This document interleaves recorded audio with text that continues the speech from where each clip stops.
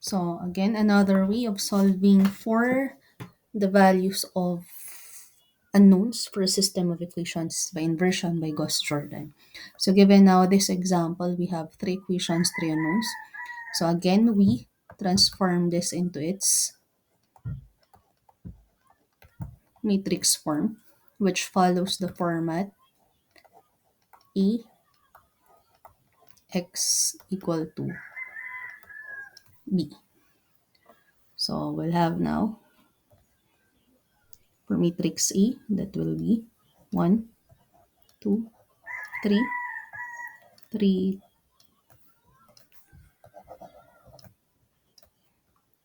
1, 2, 2, 3, 1.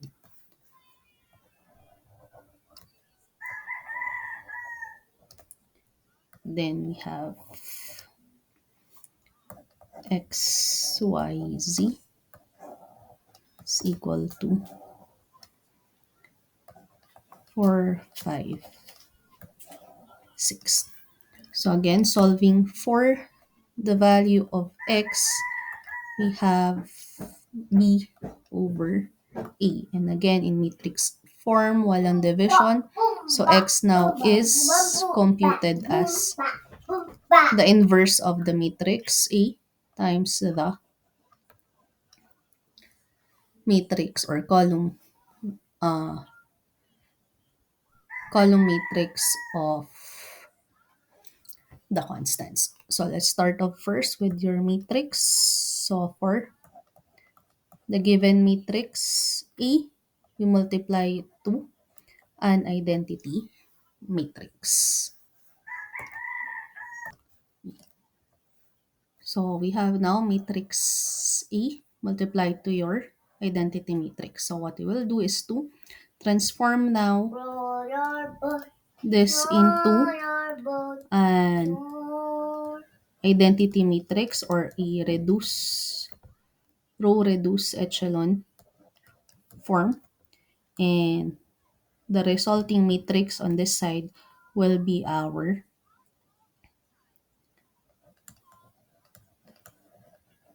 inverse value of the matrix. Okay, so with that, we start off.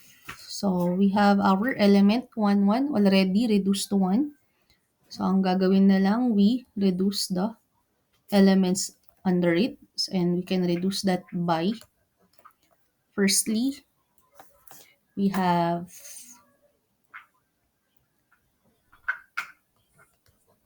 R2 minus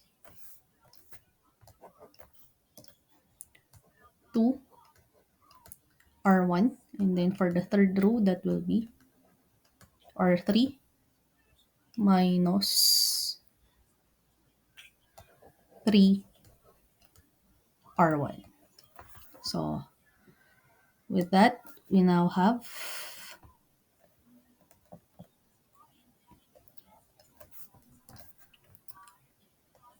1,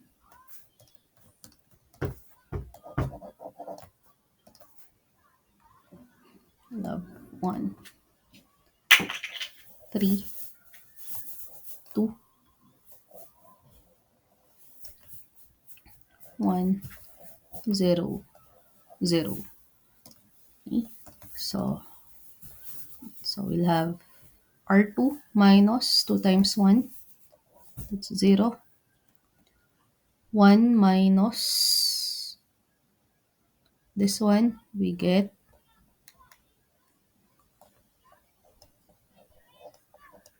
negative 5. 3 minus 4, that's equal to negative 1. 0 minus 2, it's negative 2. 1 minus 0, we have 1. 0 minus 0, 0. So next we have 3 minus 3, 0, 2 minus 9, 1 minus 6, 0 minus 3, 0 minus 0,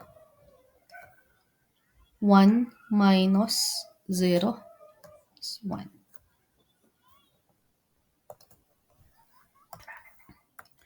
So next, we reduce this to 1, and that is simply by dividing row 2 by negative 5. So we get now 0 divided by 5, 0.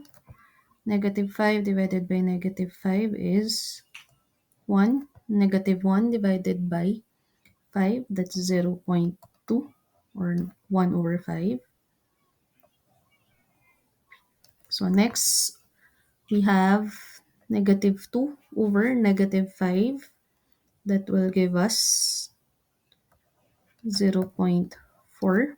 1 over negative 5, negative 0.2, and 0 over 5 is 0. Okay. So next, for this one, we reduce this by, or this one will be reduced as, or 1 minus 3R2.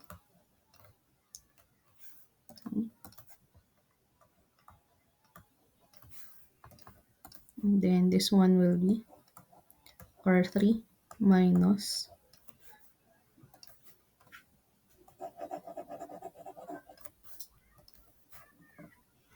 that will be plus 7 R. Okay.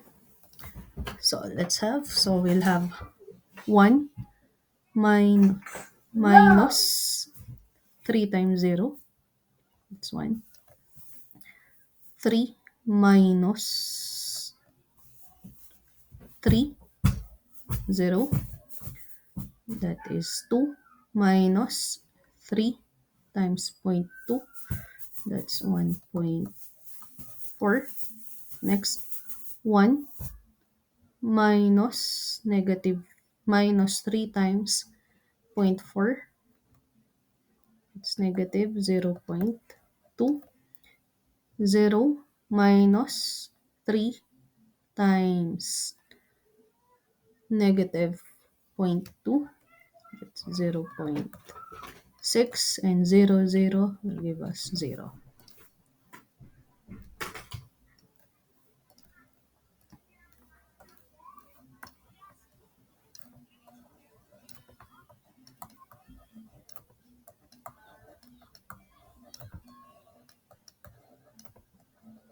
And so next we have R3 plus 0 plus, or that's 0 plus 0 is 0. Next, negative 7 plus 1 times 7 is 0. Negative 5 plus 7 times 0.2 is equal to 3.6.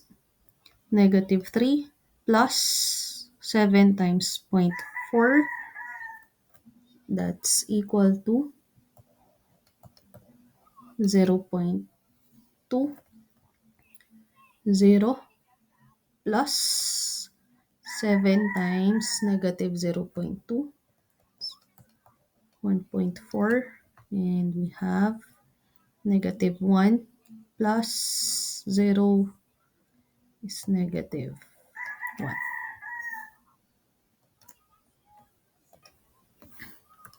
Okay, so next we're finished with this. So Next, we reduce this to 1 by dividing R3 by negative 3.6. So we'll now arrive at 0, 0, 1. So negative 2 divided by negative 3.6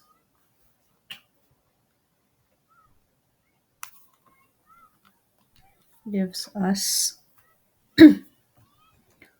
1 over 18. Negative 1.4 divided by negative 3.6 gives us 7 over 18.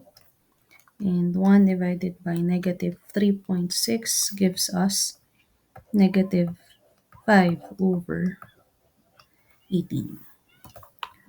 So with that, we can reduce now the first row by R1 minus 1.4 R3.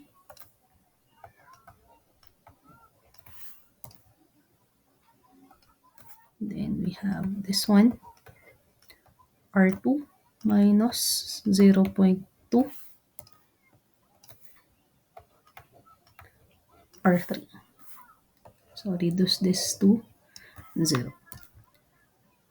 Okay, so with that first row, so R1 minus 1.4 of the new R3. So that's 1 and R3 is 0. Still get 1, 0.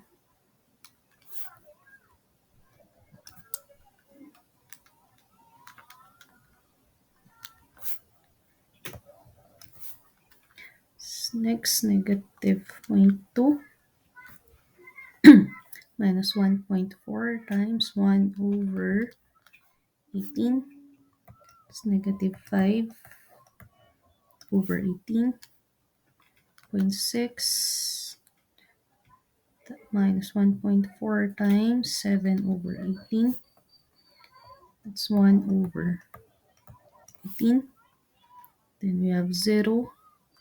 And we have negative 5 over 18. We get 7 over 18. So next we have R2 minus 0.2 of row 3. So we get 0, 0.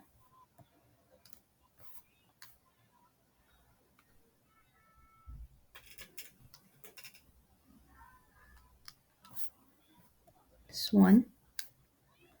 Row 2 is 0.2. Row 3 is 1. So we get 0. Row 2 is 0.4. Row 3 is 1 over 18. So that's 7 over 18.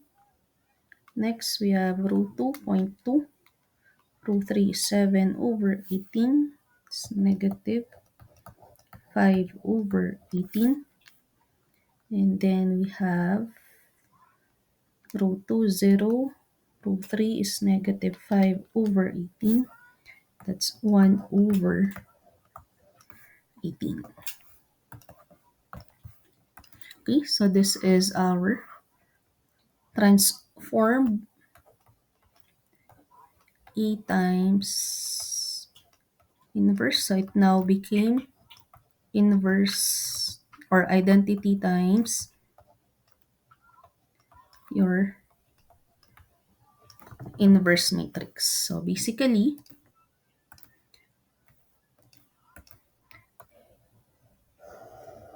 this matrix is our inverse. And from there, again, x is computed as the inverse multiplied to your constant. So you can now have negative, or that will now be x, y, z is equal to our inverse multiplied to our constant 4, 5, 6.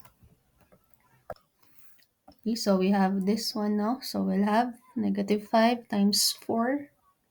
That's equal now to negative 20 over 18. 1 times 5, so plus 5 over 18. 7 times 6 plus 42 over 18. Next, 7 times 4 is 28 over 18. Negative 5 times 5 minus 25 over 18. 1 times 6, so plus 6 over 18. 1 times 4, it's 4 over 18. 7 times 5, it's 35 over 18. 5 times 6 minus 30 over 18. So simplifying now, we could write that x is equal to negative 20 minus 5, or negative 20 plus 5 plus 42 will give us 27 over 18, or that's equal to 3 over 2. Y is equal to 28 minus 25 plus 6 over 18. That's 9 over 18, or that's equal to 1 half. And lastly, z is equal to 4 plus 35 minus 30 gives us 9 over 18, or also 1 half, which is again the same as what we have computed using inversion by adjoints and by Cramer's rule.